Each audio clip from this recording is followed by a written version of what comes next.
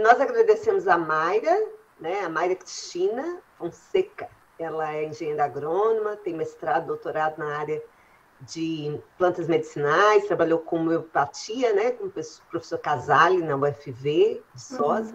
É de Viçosa? Você é de Viçosa mesmo, né, Mayra? Eu sou de Belo Horizonte, mas já estou mais em Viçosa do que em Belo Horizonte, o Leila, que eu vim para cá com 19 anos, já tem quase 30 anos que eu estou aqui. Já virou viçosense. Então, nós agradecemos ela poder compartilhar conosco nessa palestra, né? Parte da disciplina de plantas medicinais e aromáticas, e aí a palavra com você, e a ideia é a gente fazer um diálogo, né? Um bate-papo. Aí, Mayra, com você. Tá bom, Leila, obrigada. Obrigada pelo convite, mais uma vez, tá? Eu fico muito alegre de estar aqui com vocês e compartilhar um pouquinho, né, do que a gente tem feito com as pesquisas com espécies medicinais aqui na EPAMIG. E antes de eu falar das pesquisas, eu vou passar rapidamente em coisas que o pessoal já deve ter visto ao longo do curso, para destacar algumas áreas que a gente tem trabalhado, tá bom? Sim. Então, pode passar, Leila, por favor. Ele está com um efeito, pode clicar. Eu devia ter mandado em PDF, que ele ficou com as... Pode passar, Leila. Aí a primeira pergunta que eu queria fazer para o pessoal, eu queria que vocês participassem, né? A gente vai falar sobre cultivo de plantas medicinais. Por que cultivar? O que vocês acham? Por que é importante? Primeiro, é importante a gente cultivar espécies medicinais, e se vocês acharem importante, por quê que é importante? O que vem à mente de vocês? Um remédio de fácil acesso? Facilidade de acesso, muito jóia. É natural, né? É natural. Sim. Eu sempre penso em saúde. Saúde, mais alguém?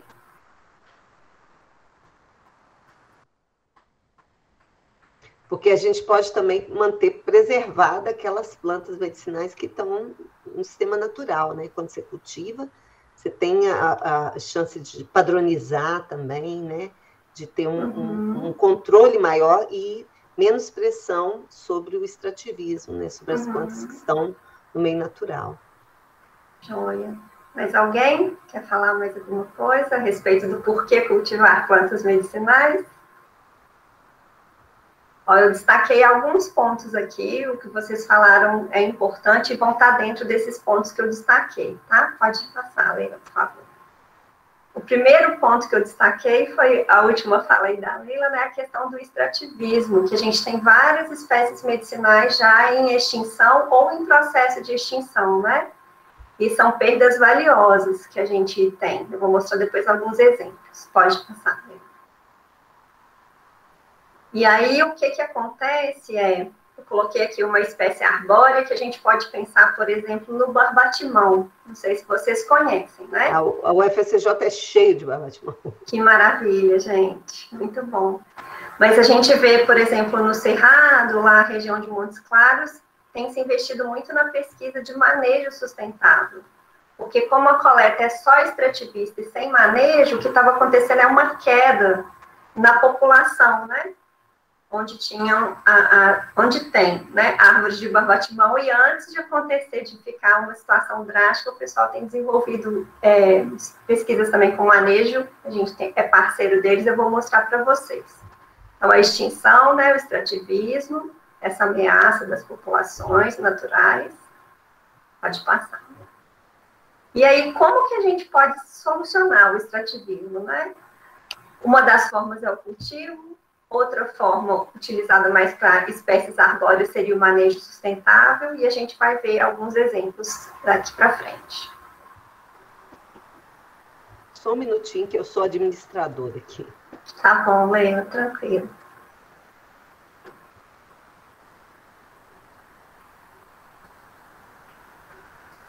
E aí, só para a gente pensar, né? Coloquei duas situações aqui para esse desenho. Quando a gente tem o extrativismo, a gente tem esse J invertido, que se chama, né? que é a queda da população natural. E quando a gente tem o cultivo ou o manejo, a gente já contribui para preservar e aumentar, às vezes, essa população, né, as espécies medicinais. E aqui tem vários agrônomos, né, então é uma prática agrícola que é economicamente viável, né, não é caro de se fazer, e tem essa parte ecológica e social, essa responsabilidade, né, ecológica e social nossa como agrônomos na produção de alimentos e hoje, aqui no caso, na produção das espécies medicinais.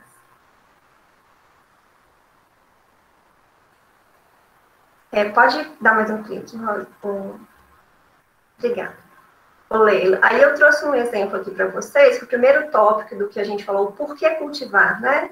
Primeiro foi a gente falando do extrativismo. E aqui um exemplo clássico, que é do pau rosa, né?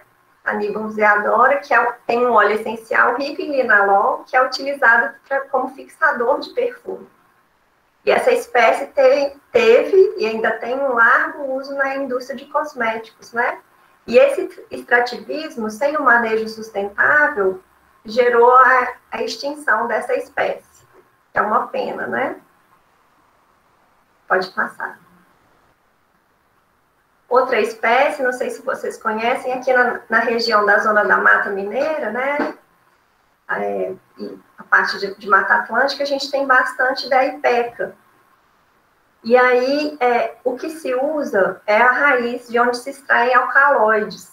Então, esse é um outro problema, né? Quando a gente utiliza raízes, por exemplo, e vai só no extrativismo, né? Coletando essas espécies, a gente também vai caminhando para aquela curva do J invertido, que é a extinção. E a gente já tentou aqui pesquisas, né, com ela, e as pesquisas, para a gente ser um bom pesquisador, a gente tem que ser um bom observador da natureza, né? A gente vê que essa espécie é um porte mais baixo, que a gente parte sombreada da floresta, então você tem que buscar condições semelhantes ao hábitat natural quando você vai pensar em desenvolvimento de tecnologias de cultivo, né? Aqui no caso um sombrite, né? A palhada para manter a umidade, para você poder ter a produção do princípio ativo de interesse, né? No caso aqui os alcaloides. E falando um pouquinho do manejo, então, de forma geral, primeiro. Quando a gente pensa no manejo antes do cultivo, né, pensando em espécies arbóreas, de forma geral, a gente recomenda que a cada 3 indivíduos da mesma espécie, né, que você só pode, se você vai utilizar entre casca, ou, né, frutos ou folhas mesmo, que você não colha de todas as espécies ali, que a cada 3 você faça isso com uma das espécies, para que a espécie tenha a chance, né, de se reproduzir e de manter a população no hábitat natural. De forma geral, dos frutos, né, 30% dos frutos a gente deve sempre deixar permanecer na planta, não colher tudo, no caso do manejo sustentável, para a gente promover essa regeneração e disseminação das espécies também. E no caso da entrecasca, né, o ideal é que a gente se retire de plantas com população acima de 10 indivíduos por hectare, né? Se a população estiver baixa, a gente for tirando a entrecasca, principalmente de maneira errada, daqui a pouco a gente conversa um pouquinho, né? A gente não deve anelar a casca do tronco principal, né? Tem um manejo, aqui um exemplo de manejo do barbatimão, né? O professor Hernani da UFMG tem trabalhado muito com barbatimão há muitos anos, né? E aí tem desenvolvido também técnicas de manejo para ter essa venda e essa renda para os agricultores de forma sustentável lá em Montes Claros e na região. Então, primeira pergunta do porquê cultivar, a gente estava falando do extrativismo, né? Um segundo motivo que eu coloquei foi a questão da variabilidade genética que a gente tem no Brasil, né? A gente tem plantas exóticas adaptadas aqui, nós temos plantas nativas, e a gente tem essa variabilidade genética muito grande. Quando a gente cultiva, né, e faz a domesticação das espécies, a gente diminui bastante essa variabilidade genética. E a partir daí a gente consegue padronizar, né, usando as tecnologias adequadas para cada espécie medicinal, padronizar o princípio ativo de interesse. Terceiro motivo que eu coloquei, que está ligado, né, ao segundo também, é a padronização, pensando na qualidade, no teor de princípio ativo que você precisa para que tenha o efeito terapêutico desejado, né, na questão de quantidade, que eu acho que uma das meninas falou, né, você tem uma regularidade, tem espécies que se a gente só coletar na natureza, a gente não tem ela disponível o ano inteiro, né, se você produz e depois você faz a pós-colheita, a secagem, o armazenamento corretamente, você pode fornecer essa espécie ao longo do ano, né? No caso do SUS, das farmácias vivas que têm sido implantadas aqui no Brasil, né? E ter essa regularidade.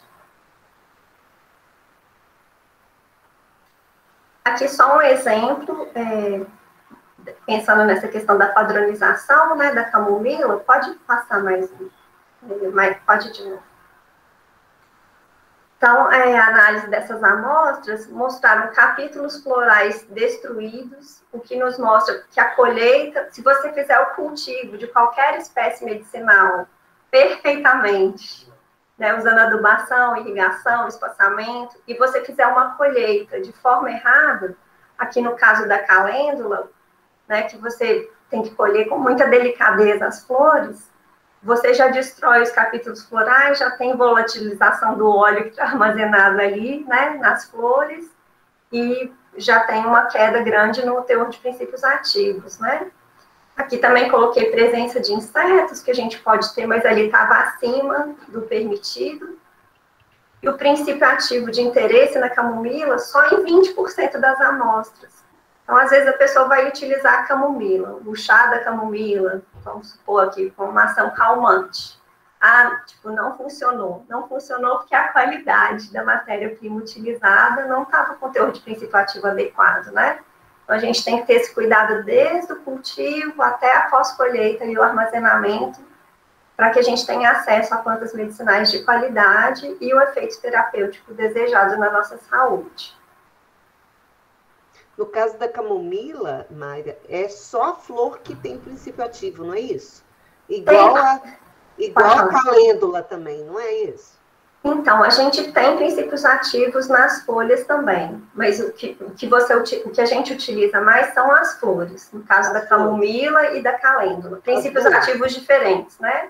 Uhum. A camomila é focada no óleo essencial e a calêndula já é no flavonoide, que a gente vai ver alguns exemplos, mas as flores são a parte mais utilizada. E aqui, o final, essa figura, eu acho que vocês já devem ter visto aí, né? Quantas coisas que influenciam na produção desses metabólitos secundários, né? Desses princípios medicinais de interesse. A gente tem uma relação entre o princípio ativo e o meio ambiente. E aqui, essa figurinha clássica, né? Altitude, sazonalidade, né? A chuva, a radiação solar, esse ritmo circadiano, que são as nossas 24 horas, né? A idade da planta, teor de água, de nutrientes, tudo isso influencia no metabolismo secundário da planta, que é o nosso foco quando a gente pensa em trabalhar com espécies medicinais, né? Eu vou mostrar alguns exemplos para vocês, e depois a gente vai para a parte que a gente tem feito no EPAMIG, tá bom? Aqui é a tanchagem, né? Eu estou sempre colocando o nome científico embaixo, porque o nome popular, isso é muito importante quando a gente trabalha com plantas medicinais também. Só um parênteses, o nome popular varia de região para região. Às vezes tem plantas diferentes com o mesmo nome, por exemplo, né? E aí a pessoa te fala para usar tal planta, fala tanchagem. Às vezes na sua região é outro nome. Então o nome científico, a identificação botânica correta, é o que te garante que você está utilizando ou cultivando a espécie correta. E como que a gente pode ter acesso a essa identificação botânica, né? Herbários de várias universidades federais, né? Aqui na UFB eu sei que tem. Herbários de instituições de pesquisa, como o DEPAMIG, que você faz esse cata, envia, E aí você tem a certificação botânica, né, a identificação correta. Então, se tiver dúvida, a gente pode utilizar esses serviços que são públicos, não são pagos e nos trazem segurança na hora de cultivar ou utilizar espécies medicinais, tá bom? Então, aqui pensando naquela figurinha falando da altitude, né, a gente vê que o plantio e, consequentemente, as colheitas, né, da tanchagem plantago-lanceolata em maiores altitudes, você já tem uma maior concentração de faltapol. Então, só de você escolher as espécies de acordo com a altitude da sua região, antes de colocar, né, alguma tecnologia a mais, você já tem um teor maior de princípios ativos de interesse. Pode passar, Lélia. Aqui a do hortelã também pode passar. E só para a gente não achar que é uma receita de bolo, né? Na hortelã-pimenta, a menta piperita, acontece o contrário. Faça mais uma vez, Lélia. Quando a gente cultiva, né, e colhe em altitudes maiores, a gente tem um decréscimo no teor de óleos essenciais. Então, cada espécie tem a sua particularidade. E quando a gente vai cultivar alguma espécie, né, a gente tem que pensar, por exemplo, na altitude. Naquela figurinha também da interação entre os princípios ativos, né, falando agora na radiação solar, né? A gente vai escolher um local para cultivar, quantas horas de sol você tem ali por dia. A gente tem várias pesquisas já com uma correlação positiva entre a intensidade de radiação solar e a produção de compostos fenólicos, né? Taninos, flavonoides, antocianinas. Então, assim, para a maioria das espécies, você tem essa correlação positiva, o que já é bom, né? Quando a gente vai pensar em espécies com esses princípios ativos. Pode passar. E aí, pensando em radiação solar, aqui é o manjericão, né? A gente tem o desenvolvimento dos tricomas, aqueles pelinhos que a gente tem nas folhas, né? Ali que está armazenado o óleo essencial do manjericão. Quando a gente passa a mão na folha, a gente já sente aquele aroma, né? Você está rompendo esses tricomas e está ali saindo óleo essencial, e é por isso que a gente sente aquele aroma. E ele é luz dependente. Então, a gente deve cultivar a pleno sol, se você quer um desenvolvimento melhor dos tricomas e um rendimento maior dos óleos essenciais. E aí também vai entrar o horário de colheita, né? Quando a gente pensa em óleos essenciais, pensando no aroma, por que vocês acham que a planta está produzindo óleo essencial para ela, não pensando para a gente estimular o raciocínio? Tipo o manjericão, por que ele está produzindo ali óleo essencial e esse aroma serve para quê? Para a planta. Alguém tem alguma ideia? É como se fosse uma defesa para ele? Alguns princípios ativos são de defesa mesmo, Leila. Aqui no manjericão e outras espécies do gênero Ósimo, a gente vê a atração de insetos, polinizadores, por causa do aroma dessa parte química, né? Então, o que acontece? À medida que o dia vai passando e a temperatura do dia vai aumentando, o que vai acontecer com esses óleos? Vai decrescendo. Vai decrescendo, ele vai volatilizar, vai atrair insetos, aí cai naquele ciclo circadiano também, de 24 horas. A planta de manhã tem um teor maior, aí no horário mais quente do dia vai cair, e depois no dia seguinte ela já produziu de novo. Então, pensando em óleo essencial, né, de maneira geral, a gente deve colher da parte da manhã num horário mais fresco, tá? Que aí você já tem um maior teor de óleo. Eu fugi um pouco aqui, a gente estava falando da radiação solar, né, gente? Desculpa, mas é que eu fui lembrando. Então, pleno sol, né? Para a gente ter... E desculpe aí, só te interromper, mas a hortelã talvez seja a mesma história. Sim. Uhum.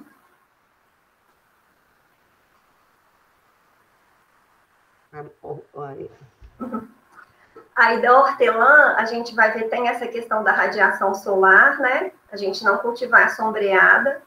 Mas aí é interessante, quando a gente cultiva em condições de dia longo, que você tem mais horas de sol, a gente tem uma diferença nos constituintes químicos do óleo essencial. E aí depende do seu uso, né? Por exemplo, dia longo, se tem mais horas de sol, você vai ter mais mentol, que é interessante para a indústria por exemplo, de alimentos, né, que tem maior interesse no mentol. E se você desenvolve em condições de dia curto, menos radiação solar, né, menos horas de sol por dia, aí você já vai ter o mentofurano, que já tem uma outra aplicação. Então, tem todos esses detalhes para a gente prestar atenção, né? Pode passar, né? Pensando um pouco agora na água, né, da irrigação, a gente tem sempre que pensar na qualidade da água que a gente vai estar utilizando, né, quando a gente trabalha com plantas medicinais, que a gente está utilizando para a saúde, e se a gente tiver uma contaminação, a gente vai piorar a nossa saúde, não melhorar, né? E é muito importante fazer a análise da água, a Copasa faz essa análise, não é caro, não estou lembrando o preço agora, mas faz essa análise. E outra coisa é a gente pensar na quantidade necessária, porque tem espécies medicinais que precisam de muita água, de irrigação. Se você não tiver na propriedade, escolha outra espécie, né? E se você tem a quantidade necessária e as condições ideais, você pode fazer esse planejamento também para as espécies serem cultivadas. Aqui pensando na água, né? Aqui é hipérico perfurado, que é utilizado como ansiolítico. Não sei se vocês conhecem. Parece que é o medicamento mais utilizado na Alemanha como ansiolítico. Ela é muito eficiente mesmo no tratamento de ansiedade, né? E aí a gente vê um aumento significativo na concentração dos flavonoides quando a gente dá um estresse hídrico antes da colheita. Estou dando esse exemplo porque às vezes a gente fica pensando, quanto mais água eu fornecer, melhor. Não necessariamente, né? Nesse caso aqui, quando você dá um estresse hídrico antes da colheita, você maximiza o teor do princípio ativo que tem essa ação ansiolítica. Pode mudar. Agora falando um pouquinho do solo, rapidinho. Coisas gerais também, né, que vocês, pessoal aí que já trabalha com plantas medicinais, tem muita gente agrônoma aí, que a Leila já falou, né? A importância da gente fazer a análise do solo, quando a gente vai escolher a espécie medicinal que a gente quer cultivar, né? As características químicas, para a gente pensar no cálculo de adubação, e as características físicas. Para a maioria das espécies medicinais, os solos bem drenados são os ideais, né? Mas a gente tem espécies medicinais que toleram solos encharcados, né? Coloquei chapéu de couro, a cavalinha. E, de modo geral, a gente vai ver alguns exemplos também, solos com bom teor de matéria orgânica. Quanto à adubação, que não dá tempo da gente detalhar, né? A gente, aqui na EPAMIG, nos trabalhos de adubação, a gente tem seguido as normas, né, da Instrução Normativa de Produção Orgânica. Vocês podem acessar no site da Agricultura, né, do Ministério da Agricultura. E tudo que está permitido ali para uso na adubação orgânica, a gente pode utilizar para o cultivo de plantas medicinais, né? Que a gente utiliza o sistema de cultivo orgânico e agroecológico para essa produção, e nós não temos nenhum agrotóxico, herbicida recomendado, né, com segurança para o uso em espécies medicinais, tá? Se sabe muito pouco ainda de resíduos e interações. Aí no solo também a gente pensa nos nutrientes, né? Como eu falei para vocês da radiação solar, tem aquela correlação positiva com flavonoides e compostos fenólicos. Aqui a gente vê também uma relação na produção de metabólitos nitrogenados, né? Por exemplo, alcaloides e algumas espécies medicinais aumentam com a maior disponibilidade de nitrogênio do solo. Então, isso já nos dá uma dica quanto à adubação nitrogenada, por exemplo, tá? De maneira geral, a gente tem observado muito essa correlação nos artigos científicos. E aí a gente também tem um aumento da concentração de derivados desse ácido chiquímico, né, taninos. E aí já é com deficiência de nitrogênio, de fósforo, de enxofre. Então, eu estou tentando colocar os contrastes para vocês perceberem que não tem uma receita geral, né?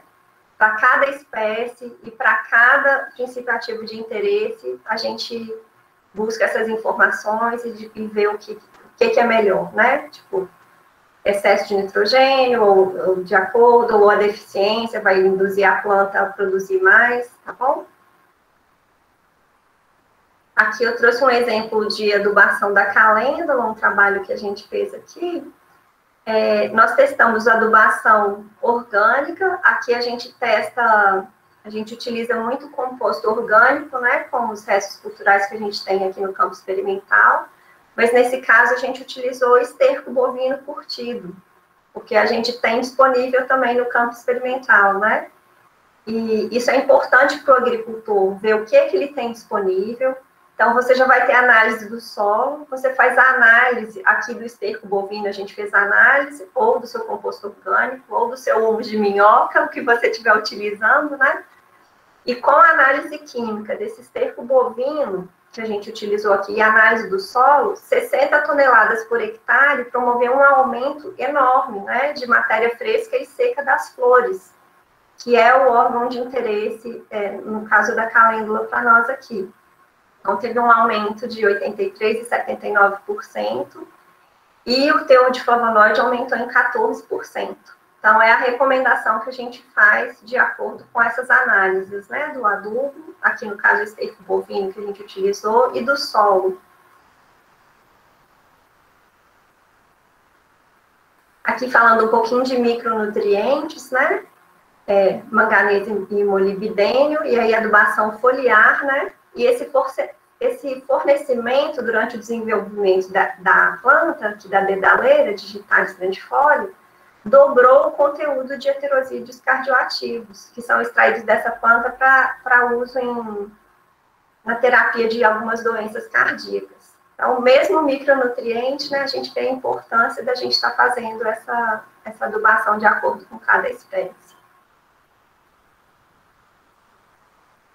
Agora, pensando nas nossas estações, né, primavera, verão, outono e inverno, vou mostrar alguns exemplos. Aqui é a IPECA, um trabalho realizado também aqui em Viçosa e no Rio, né, com os 2 alcaloides de interesse, que são extraídos da raiz da IPECA, que é a emetina e ceferina. E não foi cultivo aqui, só coleta. Então, a gente vê como que tem uma variação grande, né, da população, de acordo com a estação do ano, em ambos os alcaloides de interesse dessa espécie medicinal, da IPECA. Aqui também o hipérico, né? E a hipericina e a pseudohipericina, que são 2 compostos ativos de interesse, aumentam de 100 partes por milhão no inverno para mais de 3.000 no verão. Então, só você colher no verão, você já tem um teor de princípio ativo uma concentração muito maior do que no inverno, né? Pensando na parte do uso como ansiolítico também. E aí, vou falar para vocês, pensando nesses temas que a gente viu, algumas coisas que a gente tem desenvolvido aqui na Epamig de cultivo, colheita e pós-colheita. Antes da gente entrar nessa parte, alguém quer falar alguma coisa, compartilhar alguma coisa, perguntar? Podem ficar à vontade, gente.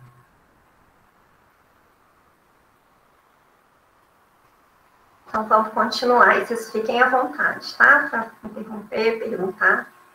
E aí eu vou mostrar para vocês um pouco, né, de algumas pesquisas que a gente tem desenvolvido aqui na Epamig com espécies medicinais. Nós temos trabalhado aqui na Epamig com espécies medicinais selecionadas pela Secretaria de Saúde do Estado de Minas Gerais, e também com espécies da RNSUS, que é aquela Relação Nacional de Plantas de Interesse ao SUS. Algumas espécies são comuns à lista da Secretaria de Saúde da RNSUS, e outras não, tá? E aqui algumas espécies que estão nessa lista e na Secretaria, em volta aí ilustrando, que a gente vai conversar mais detalhadamente. Aqui é a hortelã rasteira, né? Vocês vão ver que eu vou estar colocando um uso só, porque, né, no caso da Secretaria de Estado de Saúde de Minas, eles selecionaram as espécies de acordo com o perfil epidemiológico, né, da população, e também o uso terapêutico já com comprovação, para poder ser receitado pelos médicos, né, no Sistema Único de Saúde. Então, por isso que vocês vão ver, geralmente está um uso só, é por isso. A gente sabe que tem vários outros usos, né? Então, nosso foco é para o uso recomendado pela Secretaria de Saúde aqui no caso, que é como antiparasitário, utilizando as folhas frescas da hortelã. E aí, eu peguei 3 exemplos aqui para vocês de pesquisas que a gente tem realizado e vou mostrar para vocês um pouquinho mais detalhado.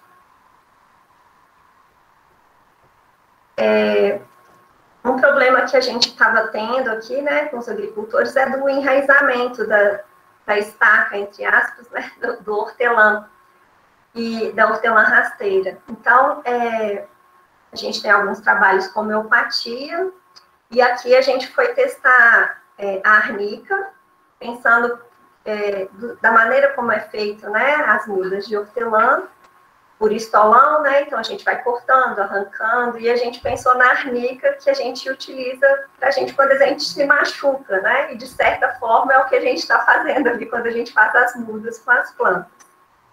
A gente tem que ir fazendo essas ligações, né? Para poder ir testando a homeopatia. E aqui, então, como que a gente fez? Os nossos tratamentos eram em copos plásticos, potes plásticos, né, com 50 ml de água e 5 gotas da arnica. 5-CH, né, que é a centesimal hahnemanniana. Eu não sei se o pessoal conhece um pouco da homeopatia, né, mas isso aqui são as diluições desses 5-CH, 7-CH, tá? E nesse pote plástico, com a água e 5 gotas de estaca, a gente deixava as estacas, depois que a gente, né, cortava os estolões, por 30 dias para verificar o enraizamento. E aqui a gente viu que a arnica montana, 5-CH, teve melhor qualidade, comprimento da raiz, número de raiz, né, a porcentagem de enraizamento. E é uma prática simples, acessível aos agricultores, né, a homeopatia é barata, ele pode fazer isso na propriedade dele. E aí você tem um maior pegamento, enraizamento das mudas de hortelã levadas para o campo e, consequentemente, você tem um lote, né, uma área de cultivo homogênea, com as plantas com o mesmo desenvolvimento, né? Coisa simples de se fazer. Nós testamos também alguns trabalhos pós-colheita, né, pensando também na ação antiparasitária, que é o que está recomendado para a Secretaria de Saúde de Minas, né? E aí o nosso óleo essencial, que a gente extraiu dessas folhas, era rico em óxido de piperitenona. Vocês veem embaixo aqui na tabela circulada de azul, a ação antiparasitária pode estar ligada a pulegona, óxido de piperitona, né? E aí, no nosso caso, foi o óxido de piperitona. E a secagem não influenciou muito o teor desse óxido. Ele não é muito volátil. A gente tem constituintes no óleo que volatilizam rapidamente e tem constituintes que não. Mas o que a gente percebeu foi que a gente tem uma redução muito grande no teor de óleo, né? A gente passa de 0,8 para 0,4. Então, você tem uma perda na quantidade de óleo. Mesmo que você não tenha no óxido de piperitenona, o ideal é você ter uma quantidade maior de óleo com maior teor, que tem o efeito antiparasitário, né? Então, aí, para o caso da pós-colheita, da secagem e armazenamento, a gente recomendou, então, a secagem a 40 graus. Consórcio entre culturas, também a gente tem testado com várias espécies medicinais. Aqui na região, a gente tem pequenos agricultores e muita gente trabalha com hortaliças. Então, para a gente ir inserindo, né, esse cultivo, sem a pessoa ter um medo de entrar numa coisa totalmente nova e mostrando os benefícios do consórcio, né, o aproveitamento da área, a atração de insetos que podem contribuir ali no controle biológico. Então, nós temos tentado pesquisar e ver o que pode recomendar para o agricultor, o que ele pode utilizar de consórcio com hortaliças. Aqui a gente testou com alface, né, e a azedinha, que é uma planta alimentícia não convencional, não sei quantos de vocês conhecem, né? Aqui em Sete Lagoas é comum a azedinha. Ah, então. E tem produtores de alface e azedinha aqui na região, e a hortelã a gente está inserindo, né, para poder o pessoal ter disponível nas farmácias vivas também. E a produtividade da alface, da hortelã e da azedinha não foi alterada pelo consórcio. Então, é um consórcio que a gente pode recomendar sem medo para o agricultor, além da gente querer, né, que tenha esse oferecimento da hortelã, né, para as farmácias vivas, os outros benefícios que nós já conversamos do uso do consórcio entre culturas, tá bom? Sem prejudicar a produtividade que ele já tem, por exemplo, da alface ou da azedinha dele. Outra espécie também selecionada pela Secretaria de Saúde que a gente tem trabalhado é o maracujá, né? Aqui eu trouxe exemplos da Passiflora incarnata e edulis. Tem um exemplo da Passiflora cetácea também, que eu esqueci de colocar aqui. No caso, utiliza-se as folhas também como ansiolítico para tratamento de ansiedade. E aí a forma farmacêutica recomendada é infusão, tintura ou xarope. E aí é o médico que vai te receitar, que vai te falar qual a forma farmacêutica, né? Dependendo do grau de ansiedade. E aí vou falar para vocês um pouquinho como a gente vai estar utilizando as folhas. Nós tentamos também utilizar homeopatias que possam estimular a produção de folhas, né? Já que a gente vai estar colhendo folhas. A gente tem muita coisa já desenvolvida para a produção de frutos de maracujá. Mas para produção de folhas, para uso medicinal, não. Então, tem muita coisa para se fazer, né? Então, vou mostrar um experimento de homeopatia e um com as lâminas de irrigação e adubação.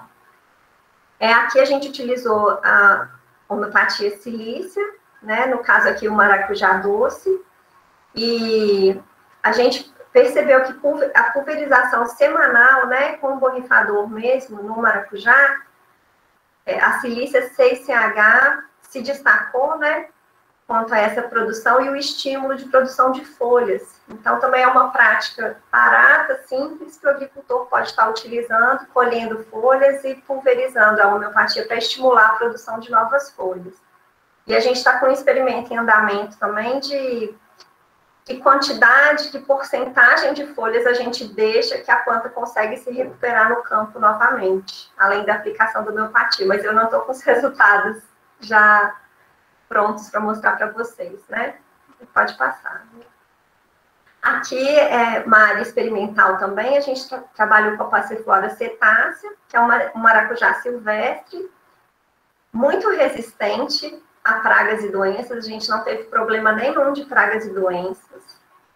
E a gente teve um teor máximo de flavonoides, né, de 27,83 miligramas por grama, aplicando a lâmina de irrigação de 40%, né? Pensando na ETC, e utilizando uma dose de 300 quilos por hectare de nitrogênio. E a fonte de nitrogênio aqui foi mineral, não foi orgânica, tá? A gente avaliou o nitrogênio mineral. Alecrim-pimenta é outra espécie, né? O uso terapêutico como antimicrobiano. Também se utiliza as folhas, do qual se extrai óleo essencial. E a forma farmacêutica de disponibilização, né? No SUS, é infusão e tintura. Aqui uma pesquisa de pós-colheita que a gente fez aqui, né? O timol é o princípio ativo majoritário e que tem um interesse como atuação antimicrobiana. E a gente vê que a temperatura, no gráfico ao lado, a temperatura reduziu o teor de óleo, né? De 40 para 60 graus reduz bastante. E o timol não é tão volátil, ele não teve tanta alteração, mas aí cai naquele outro caso que a gente falou também. Se você pode ter um maior teor de óleo com princípio ativo dentro dos padrões, né, sem ter perda, então aí recomenda-se a temperatura entre 40 e 50 graus, não utilizar 60 graus, por causa da redução da quantidade de óleo.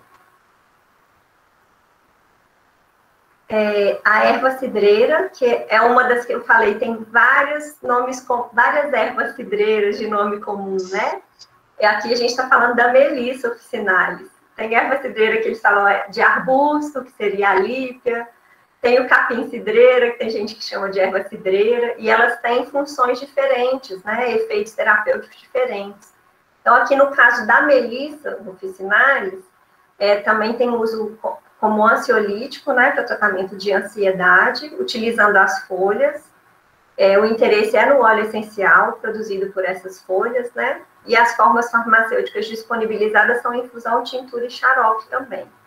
E aí eu vou mostrar 2 pesquisas que a gente desenvolveu aqui do consórcio, que a gente tem focado bastante no consórcio entre culturas, e na quebra de dormências de semente, da semente, que é um probleminha também que a gente tem.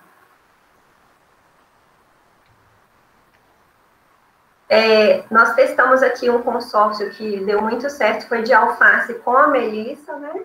Eu destaquei que a gente testou espaçamentos entre plantas e o consórcio. Então, o que a gente percebeu foi que a melissa consorciada com a alface, no espaçamento de 30 por 30 centímetros, né? A gente tem uma boa produtividade e uma coisa... eu marquei a errada, vocês desculpem. A que foi melhor foi no espaçamento adensado, tá? É a de cima, de 25 por 25. Mas a 25 por 25 eu queria entender, assim, você utiliza 25 por 25 no alface e 25 da melissa? 25 por 25, aqui a gente fez o consórcio entre linhas. Ah, tá. Então, a linha de alface com 25 centímetros e a linha de melissa com 25. Dá 25 por 25 em tudo. Na linha de alface, na linha quadradinho. E vocês desculpam, é o consórcio de 25 por 25 que foi melhor e eu coloquei a caixinha no de baixo. Então, a gente teve um aumento da produtividade, né, da melissa, sem prejudicar a produção da alface, e a gente teve um aumento, um incremento em 2 constituintes químicos de importância no óleo essencial da melissa para essa ação ansiolítica, que é o neral e o geranial, que aumentou muito.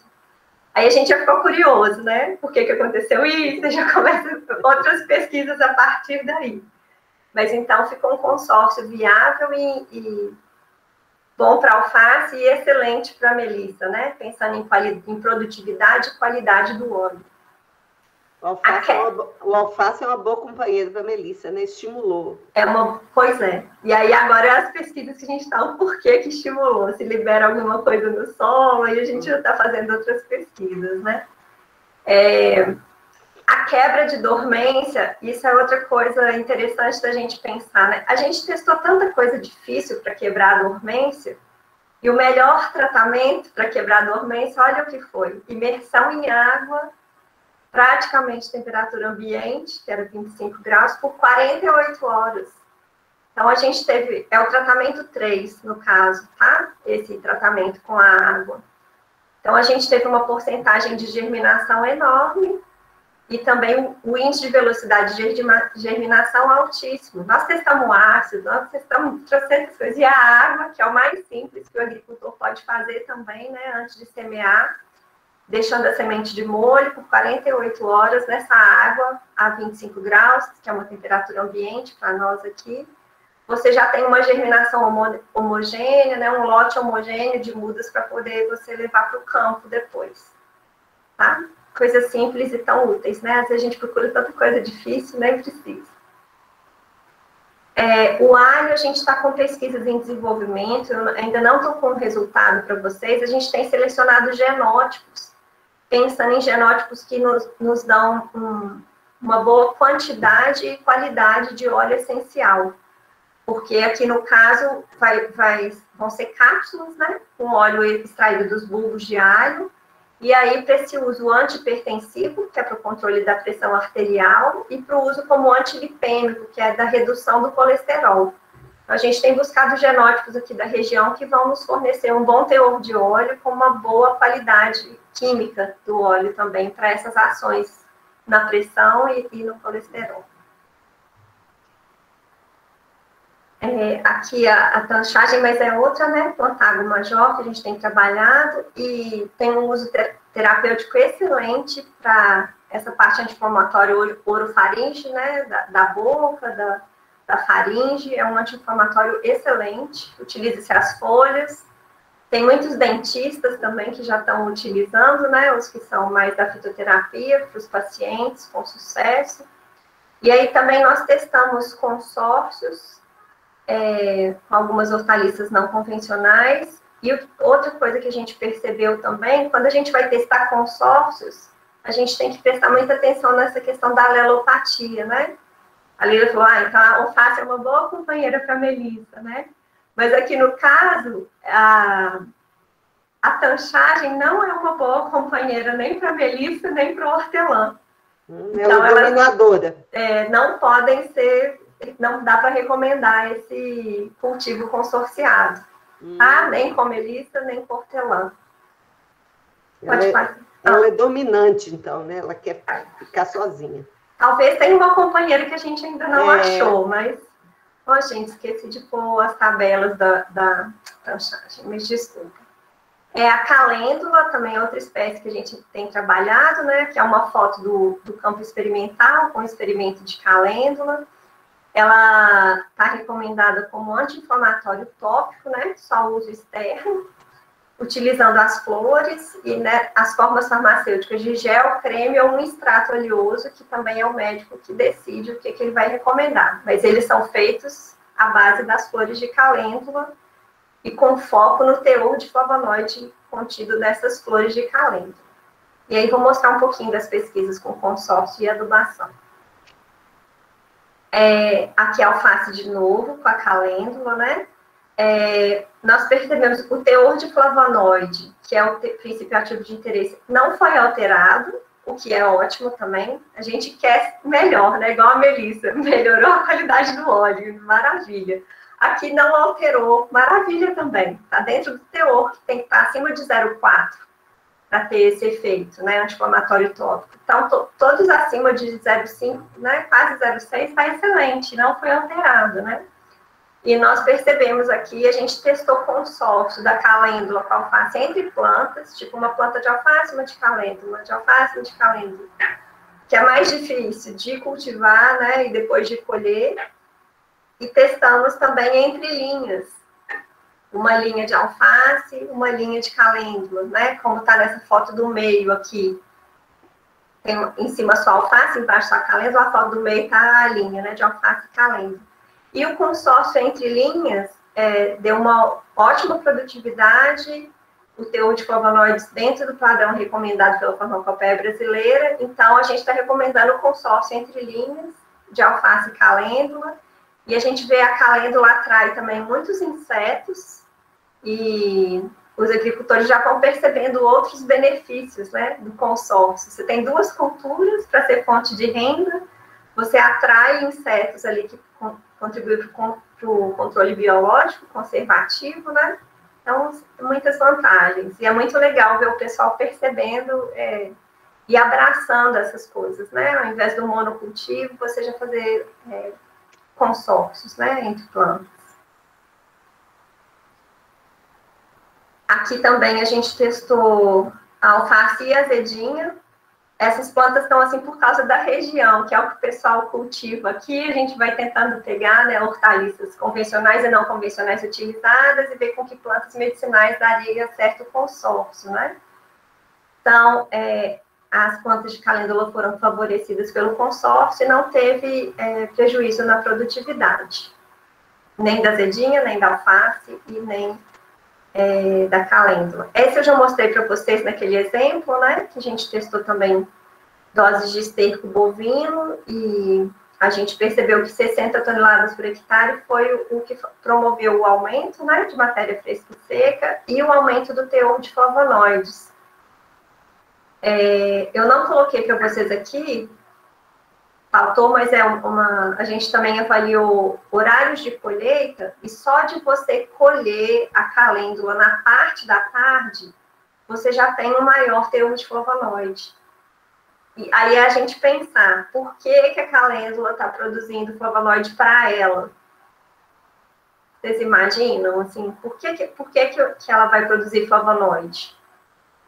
Sei lá, uma defesa para ela à noite, sei lá. É uma defesa, Leila, é isso mesmo. E é uma defesa contra raios UV. Ó, Então, se você colhe na parte da tarde, depois de ter aquela parte quente do dia, ela já produziu mais flavonoide para a defesa dela. Tipo assim, ó, me proteja aqui, que senão eu vou ser... Não é?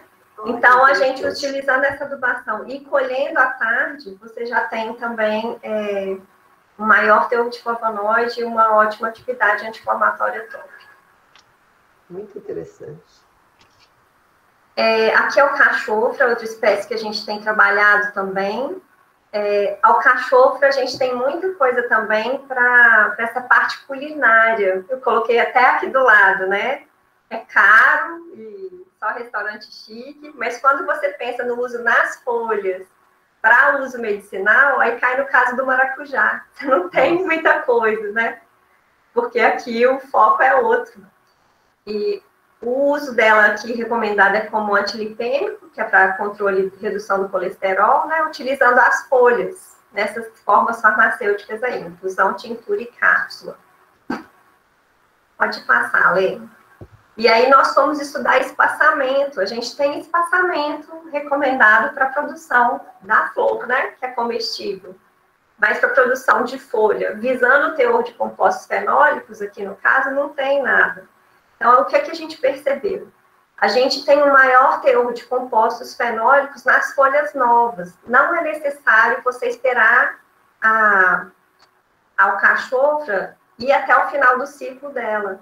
A gente pode colher nas folhas e a gente deixando, eu não coloquei aqui ainda que não estão os resultados prontos, mas deixando 4 pares de folhas, né, 8 folhas, e ir colhendo as novas, ela vai rebrotando, ela consegue se recuperar e você colhendo as folhas novas sem prejudicar. E o espaçamento melhor para a produção de compostos fenólicos foi o de 1 por 1 metro.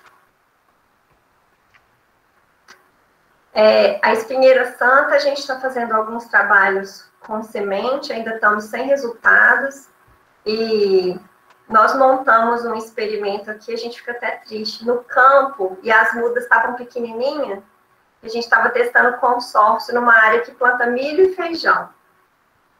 Porque no Paraná já tem muitos trabalhos, né, com consórcio de milho e feijão, e a gente queria ver se aqui dava certo também. E o pessoal que foi trabalhar, eu estava desavisado, passou o trator no nosso experimento todo.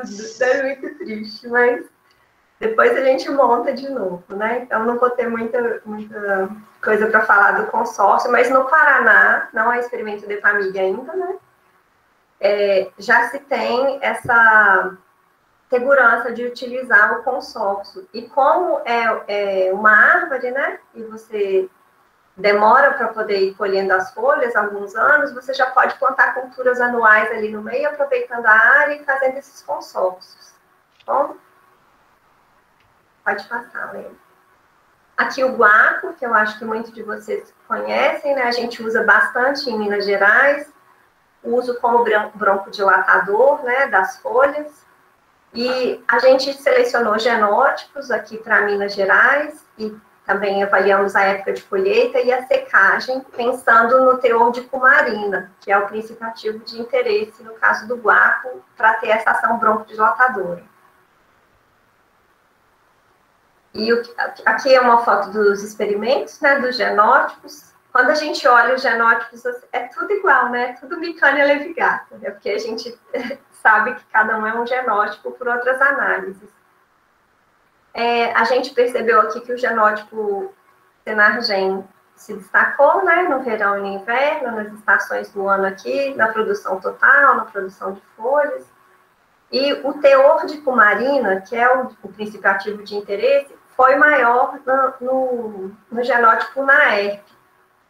Mas o genótipo Senargem está dentro do teor de cumarina recomendado, né, pela farmacopeia brasileira, e ele teve uma produtividade melhor, e ele teve menos incidência de problemas, assim, com pragas ou doenças. Então, a gente optou por recomendar esse genótipo aqui para a região por causa desses fatores todos que eu falei para você. E na pós-colheita, né, a gente também avaliando o teor de cumarina,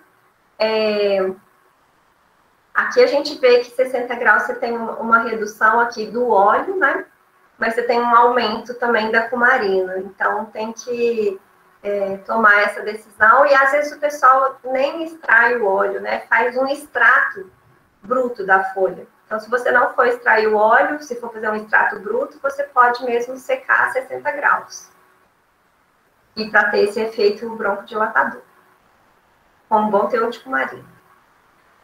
Aqui é o trabalho de barbatimão, né, que eu falei com vocês, o professor Hernani da UFMG tem conduzido muitos trabalhos, né, com barbatimão na região. O uso como cicatrizante, é um excelente cicatrizante, né, utiliza-se as cascas e vai ser fornecido, já está sendo fornecido, né, em algumas farmácias vivas, na forma de pomada e creme. Então, lá no norte de Minas, tem se desenvolvido essa parte do cultivo sustentável.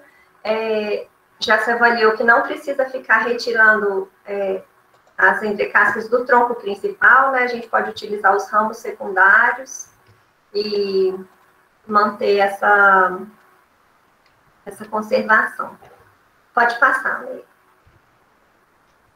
Aqui, hortelã-pimenta, né? Uso como expectorante das folhas e na forma de xarope. E eu vou mostrar uma parte de uma pesquisa também simples que a gente fez com hidrorresfriamento. Pode passar, Lê. Aí, o que a gente fez aqui, né? A gente utilizou água a 5 graus centígrados e é como se você desse um banho na hortelã recém-colhida de 20 minutos, nessa água gelada. E aí, eu não coloquei todos os dados aqui, mas você vê a parte de conservação e preservação da qualidade do óleo, fitoquímica, né? E também, se vai vender ela fresca, se você não vai secar, quando você tem a embalagem, tá aqui o P ou o PP, né? PP é perfurada, e a outra é a embalagem de plástico sem perfuração, e quando você associa ao hidrorresfriamento em água, aqui está a shelf life, né? Eu escrevi até errado, gente, desculpa. A vida de prateleira da hortelã fresca aumenta muito, né? Quando você não está usando nenhuma embalagem, nem o resfriamento, tipo 6 horas, aí depois ela já começa a murchar. E quando você usa o hidrorresfriamento com a embalagem, você já passa para 168 horas. Nossa, da hortelã. É muita coisa. E uma prática tão simples também que os agricultores podem fazer na propriedade. Né? Esse hidrorresfriamento e essa embalagem. Pode passar. Acho que essa é a última, gente. Da erva baleeira, né? Cláudia verbenácea, utilizado como anti-inflamatório tópico, já tem até fitoterápico, né? Desenvolvido com óleo essencial extraído das folhas dessa espécie. E aqui a forma recomendada é pomada e creme, já tem até aerosol também para esportistas, né, que sofrem alguma coisa, o aerosol. E parece que ela é condimentar também, não é? Então, utiliza também para condimento, assim, em carne, né, e além de condimentar, ela conserva. Ela é um conservante. Não sabia, não. Interessante. E o sabor é muito bom. Então, nós testamos aqui espaçamento. O espaçamento melhor foi de 1 por 1 metro, que a gente testou. Agora, em colheita manual, né? Agora, se você for usar um espaçamento de 1 por 1,6 metros, se você vai colher com máquina, aí você pode usar 1 por 1,6 também, pensando numa boa produtividade, tá? E aí a gente tem um experimento de secagem, eu acho que eu coloquei os dados, e um pouco do controle biológico conservativo. Pode passar, Lê. O espaçamento falta. A secagem, pensando no óleo essencial, né? Esse constituinte do óleo que eu circulei, o alfa-muleno, ele tem que estar presente, né? Acima de 4, aqui todos estão, para poder ter esse efeito anti-inflamatório tópico. E então a gente percebeu que a temperatura de secagem 60 graus já não é benéfica, né? Você já tem uma redução do teor de óleo, então recomendamos de 40 a 50 para os agricultores que estão produzindo, né? Pensando no teor de óleo e no teor de alfa-muleno dentro dos padrões. Aí, por último, Leila e pessoal, a gente está com um projeto agora muito legal com produtores de café, que tem aqui muito na região da Zona da Mata, né? E também no Cerrado, lá na região de Patrocínio. Quando a gente estava trabalhando com a erva baleeira aqui, a Madeleine é uma colega que trabalha com entomologia, pesquisadora do EPAMIG, né? E a Madeleine, a gente tem que trabalhar com essa planta com alguma cultura. Vem ver a diversidade de insetos que ela atrai, né?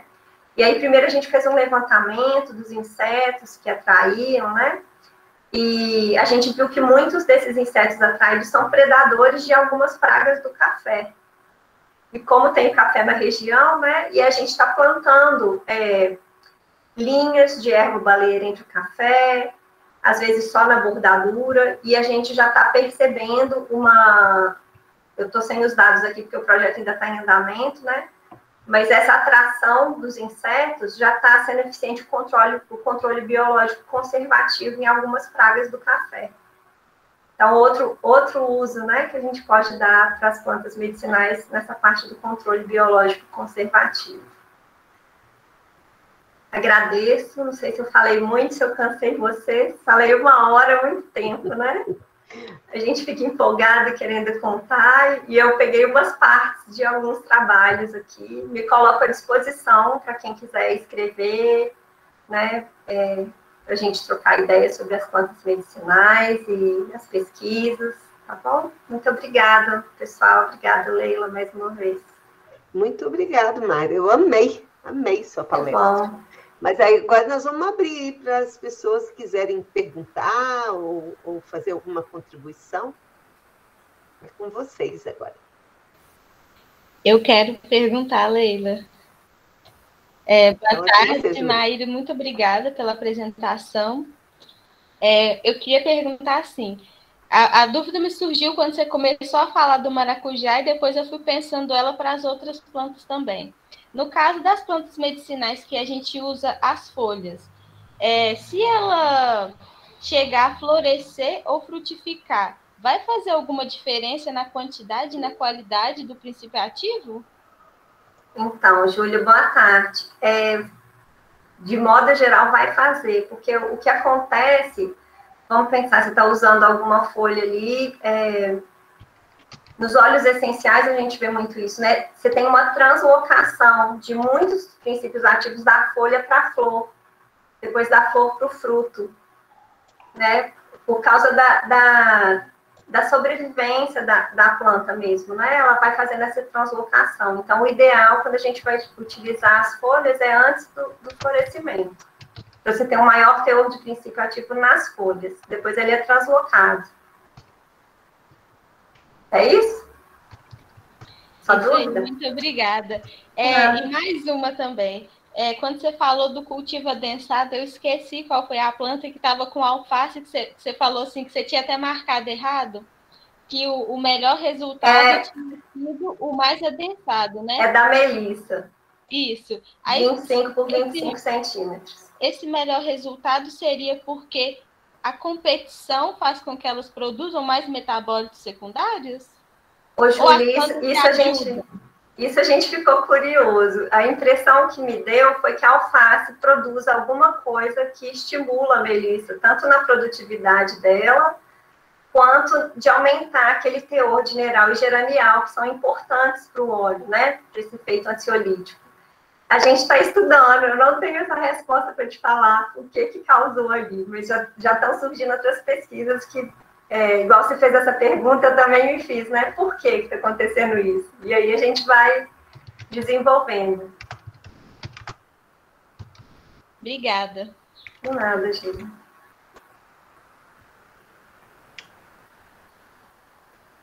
E aí, pessoal, mais alguém? A Júlia perguntou, alguém quer conversar? Nós temos eu queria fazer, Leila, queria fazer uma pergunta. Pode ser? Sim, o professor Hernani, aqui da UFSJ. Sabe, Maíra? Maíra, boa tarde. Boa tarde. Desculpa ter chegado um pouco atrasado, mas eu tinha um compromisso aqui paralelo, então corri para poder assistir. Ainda consegui assistir uma boa parte. Eu tenho uma dúvida que, aliás, eu nunca perguntei sobre isso, vou aproveitar agora. Por que quando há uma recomendação farmacêutica, alguma coisa desse tipo, médica, de uma planta medicinal, eles colocam sempre uma observação lá, se ao persistirem os sintomas, para procurar uma ajuda médica ou uma orientação médica. Isso aí não contribui para deixar o usuário inseguro? Então, professora Hernani, eu vou te falar a minha opinião, né? Não sei porque. Geralmente, você está falando de fitoterápicos ou dessas outras espécies que você compra, sei lá, em alguma farmácia de manipulação, não, sem receita? Pode ser todas elas, no geral. Pode ser no geral. Eu vejo que assim, o cadastro de um fitoterápico é bem mais trabalhoso na Anvisa, né? Se você quer registrar um fitoterápico, você tem que fazer aquele teste clínico, fase 1, fase 2, fase 3, que tem já fitoterápicos, o guaco, a erva baleira, dessas que a gente falou aqui, que você já tem esses estudos clínicos. As outras, que eu acho que o pessoal coloca isso por segurança, você faz um cadastro não como fitoterápico, você faz um cadastro como se fosse eu vou colocar entre aspas, que eu não sei a palavra certa, um suplemento. Você tem um registro na Anvisa de forma diferente. E aí, eu acho que é a recomendação de colocar isso no rótulo. Porque é perigoso também a gente ficar utilizando, a gente pensa planta medicinal, é natural, mas também pode dar efeitos colaterais, né? Então, eu acho que é meio para se resguardar. O ideal é a gente não ficar utilizando muito as coisas por nossa conta, né? A gente procurar saber, ou da tradição, porque quando alguma espécie é utilizada, se não me engano, por mais de 20 anos, a Anvisa reconhece esse saber popular como validado. Tem 20 anos que a comunidade X usa aquela planta para tal coisa, ninguém morreu, ninguém teve intoxicação, ninguém teve, entendeu? É validado. Ou os testes clínicos, né? Eu acho que essas duas formas é que nos trazem uma maior segurança de uso. Ou o tempo, né? Eu estou achando que é 20 anos, se não me engano, de uso em alguma comunidade, ou já com os testes clínicos. A gente tem que pensar em utilizar plantas medicinais assim. Porque podem fazer mal para a nossa saúde se a gente usar indiscriminadamente, como qualquer outro medicamento, né? Entendi. Obrigado. É isso, professor Hernani? É isso mesmo, exatamente. Muito obrigado. Nada. A Cristiane Uchoa, ela levantou aí mãozinha. Você quer falar, Cristiane? Boa tarde, Mayra. Boa tarde, Leila. Boa tarde, todo mundo. Adorei a sua palestra, adoro as plantas medicinais. Bom. Eu queria saber também em relação às folhas do maracujá, como a pergunta anterior, mas em outro sentido. Então, vamos pensar nos mais comuns, né? O maracujá doce e o maracujá azedo. Que é o que a gente tem mais disponível, né? Existe diferença em relação a esse poder ansiolítico das folhas, tanto de um quanto do outro? Qual que é mais recomendado? Então, Cristiane, os dois, tanto o maracujá azedo quanto o doce, quanto o silvestre, que no caso aqui a gente usou Passiflora cetácea, né, por causa da resistência dele, eles podem ser utilizados como as folhas como ansiolítico. A gente tem isso já na farmacopeia, essa permissão. Então, as folhas do azedo, do doce e do silvestre, tendo a quantidade de flavonoides, né, dentro do teor, não tem, todas podem ser utilizadas para esse fim. Sim, mas eu digo em termos de, vamos pensar assim, qual que seria o mais poderoso ou não tem? Os três têm o mesmo poder de reduzir a ansiedade, de relaxar para o sono? Tem, Cristiane, os três, assim, os três têm o teor dentro do limite recomendado para essa ação ansiolítica. O que a gente percebeu aqui na região, por exemplo, eu fiz experimentos com maracujá doce, com o azedo e com um dos silvestres, né? Que tem vários, só Passiflora cetácea. O maracujá azedo aqui para a nossa região deu muito problema com praga e doença. E como é cultivo vírus, fusário. Nossa! Já o doce e esse silvestre que nós testamos, já não teve. Para o cultivo de plantas medicinais, a gente pensa num sistema de cultivo agroecológico, orgânico, sem o uso de nada, assim, nenhum agrotóxico, não tem nada registrado para a gente usar com segurança, a gente não pode utilizar, né? Claro. Então, aqui na região, o maracujá azedo não tem sido utilizado para esse fim, mas é por causa disso que eu estou te falando. Entendi. Porque na nossa região, o cultivo dele, do jeito que tem que ser, não dá. Entendi. Mas o doce e o silvestre dá, então tem se utilizado aqui esses dois. Mas os três, tem regiões que usam o azedo e tem esse problema de excesso de pragas e doenças e tá ótimo. Pra gente aqui é que não deu certo o azedo. Maravilhoso, obrigada. Pessoal, no chat eu deixei um link para o pessoal preencher um formulário, quem quiser principalmente um retorno, né, de certificado dessa palestra. Alguém mais quer perguntar, contribuir? Nós temos pessoas de lugares diferentes aqui. Tem uma pessoa de Brasília, acho que tem pessoal do Rio. Se o pessoal quiser se auto-apresentar aí para a gente conhecer, vai ser uma alegria para nós.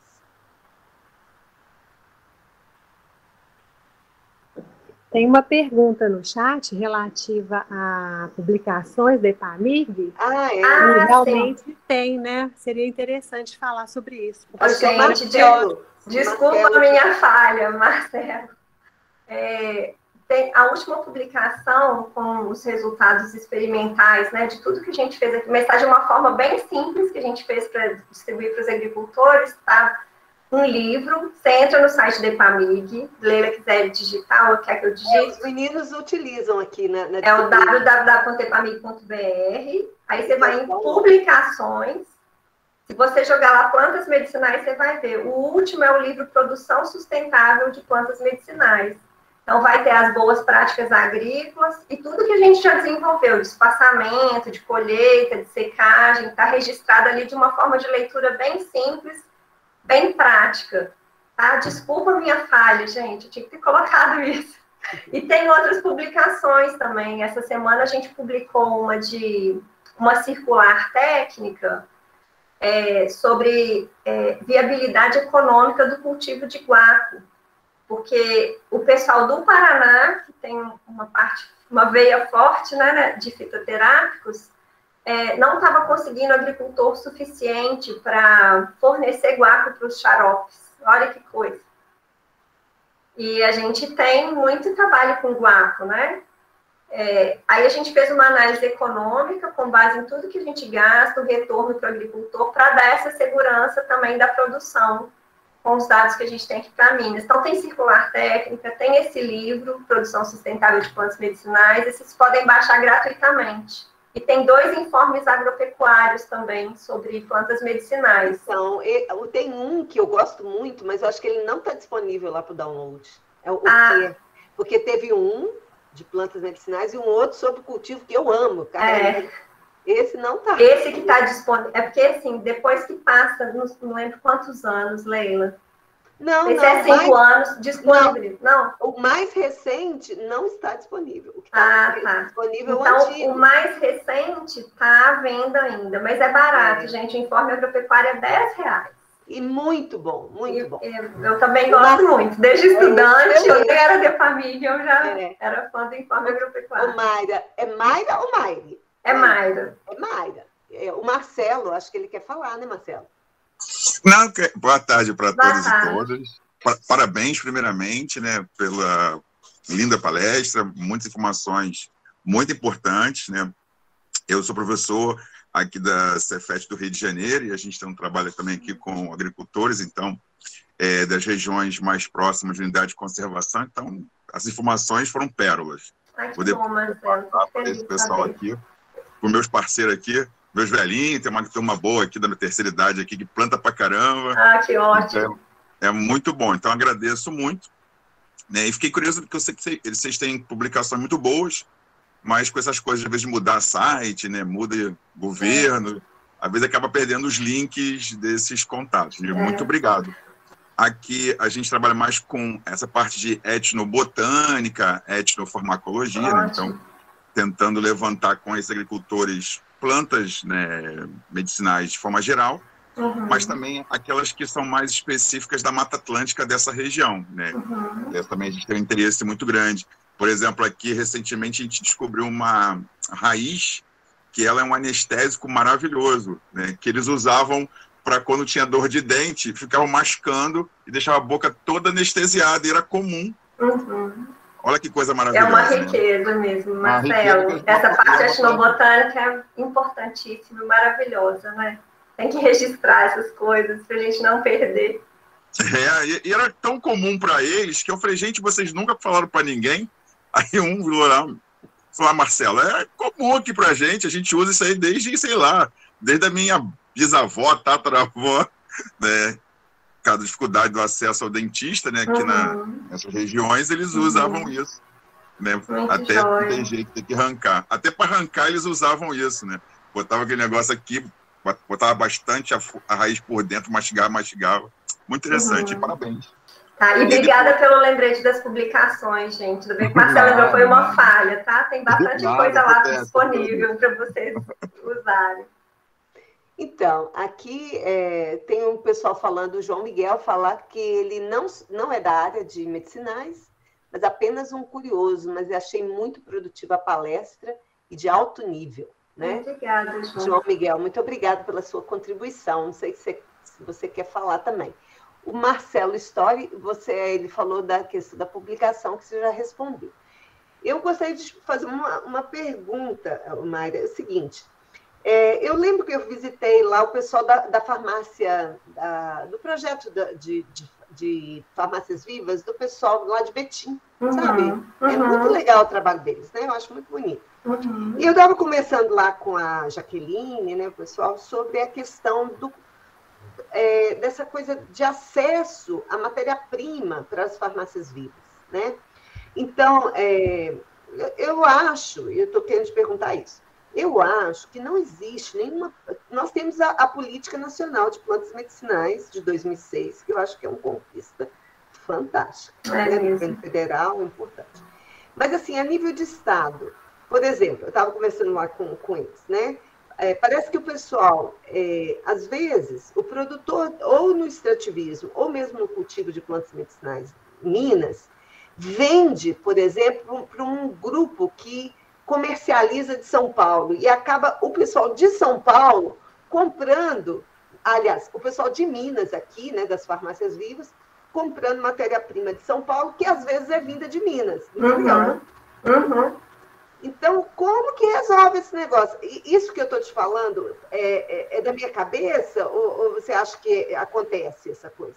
Acontece. No mercado central de Belo Horizonte, às vezes se vende uma planta medicinal que às vezes nem sabe se a rastreabilidade é tão boa, mas está vindo isso, às vezes produzido aqui em Minas Gerais, mas vendido, porque São Paulo eles são mais organizados nessa questão da comercialização, e retorna para mim. Olha que loucura.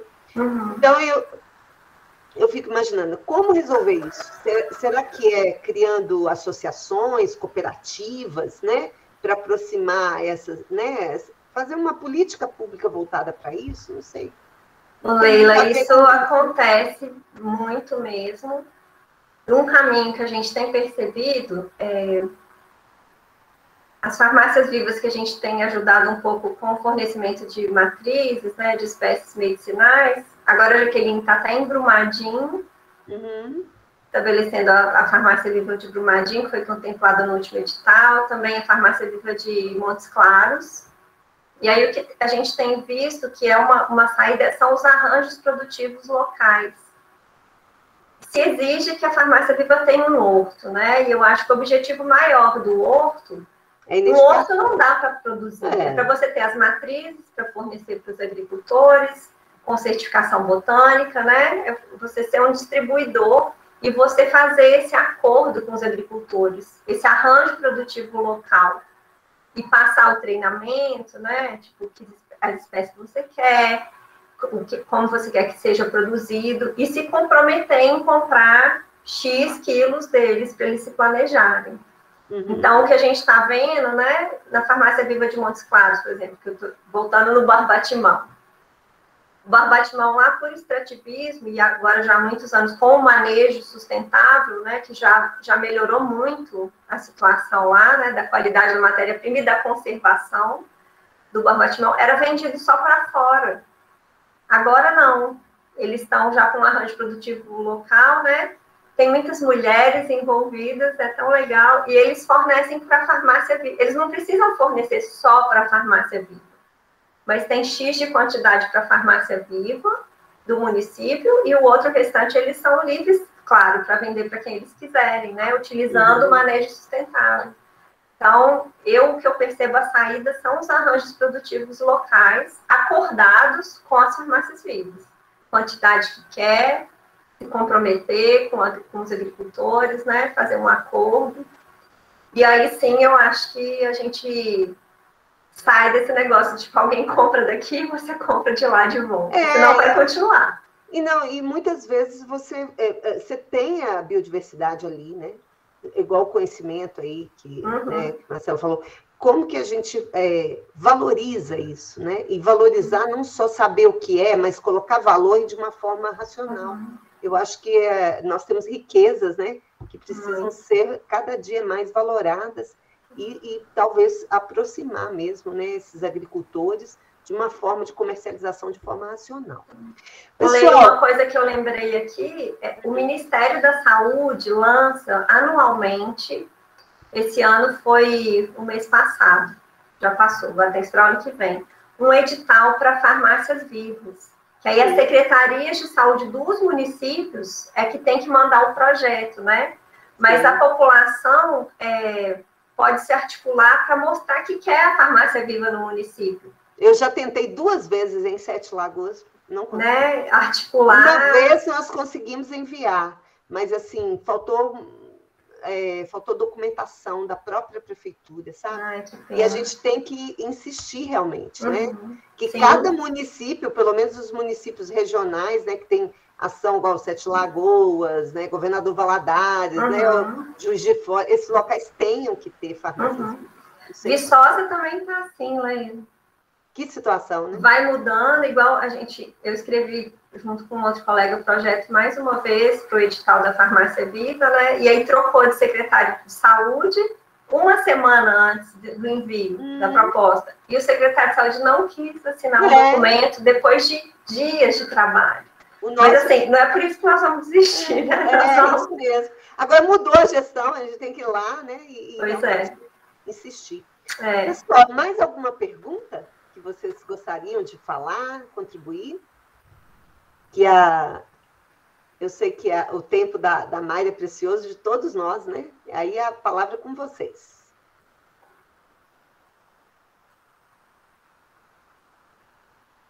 O pessoal está quietinho, hein, Mayra? Tá quietinho. Eu gostei demais, eu achei muito boa a sua palestra, me inspirou bastante. Bom, e eu tenho interesse na questão das plantas medicinais, mais para o uso como bioinsumo, né? Como para tratar doenças em plantas, mas também no consórcio entre plantas, para avisar isso, né? Eu acho que as plantas medicinais, elas vão muito mais além Eu nem falei, Leila, mas a gente também tem utilizado, tipo, óleos e extratos para testar em fitopatógenos, em algumas pragas e também inimigos naturais, né? Porque se você atingir um inseto-alvo que você quer, mas prejudicar o inimigo natural dele também, aí... Mas a gente tem feito também trabalhos, assim, com as espécies medicinais aqui. E eu nem falei, gente, é tanta coisa para falar, mas tem publicações dessa parte também, que vocês podem baixar gratuitamente, tá? E por minha surpresa, não sei se você viu, Mayra, tem um produto registrado agora, à base de alho, para controlar nematóide, é registrado pelo Ministério da Agricultura. Saiu o registro esse ano, parece que a empresa é lá de Piracicaba. Deve ser algum projeto ligado aí, a USP lá também. Então, alho, né? Nosso alho aí. Então, acho que a gente tem um futuro, assim, muito grandioso aí para estudar e esperamos ter políticas públicas para apoiar, né? É mesmo, Leila. Pessoal, muito obrigada aí pela participação. Obrigada, gente. Mayra, né?